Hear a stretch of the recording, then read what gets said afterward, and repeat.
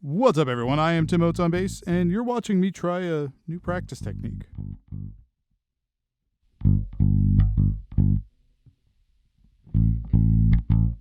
Every musician will tell you that practicing is important, but that's kind of an ambiguous statement. What does practicing mean? Is it practicing scales? Practicing songs? Writing riffs? What counts as practice? The reality is that all of it counts. Playing your instrument is practicing. It's that simple.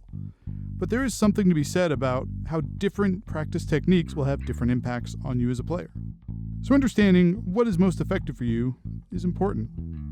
With that, it's also important to try new practice techniques. Well, that's what I did recently, and I wanted to share with you what that process was and how it went.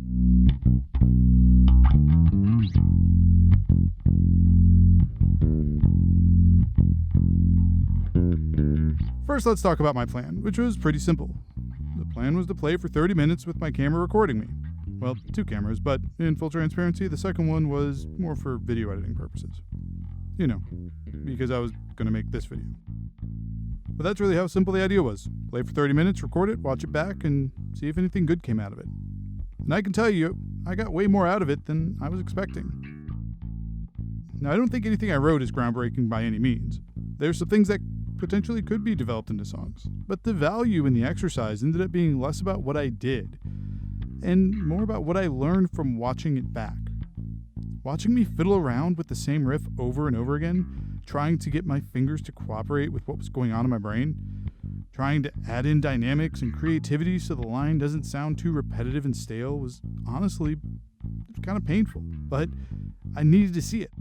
I needed to see the frustrations I went through and see how I continued to fail at the same spot, adding to the frustration. I needed to see how I dealt with these things and break through and ultimately execute what I was trying to do. I needed to see how I would consistently jam a riff out, develop it up to be more interesting and complicated, then overdevelop it where it was too complicated and unlistenable, and finally back down off of whatever nonsense I was thinking to ultimately get a riff that was interesting, developed, and I was happy with. Then I'd move on to the next riff and repeat the process, eventually tying a couple of these riffs together to make some sort of a loose verse-chorus combo.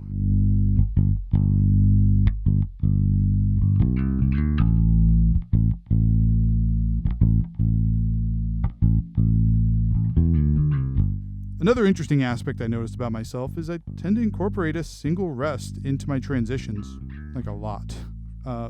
Just as an example, 1, 2, 3 rest, or rest 2, 3, 4, 5, 6, 7, 8. Having seen this, I went back and found that I've actually done this in a lot of my previous bass lines.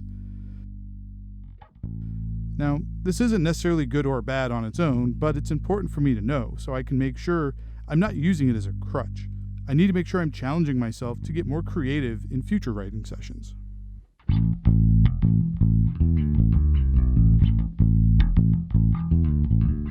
So in short, I highly recommend this practice technique for all players. Just take a video of yourself jamming for 20 to 30 minutes. No plan, just play. Watch it back. It doesn't need to be high quality.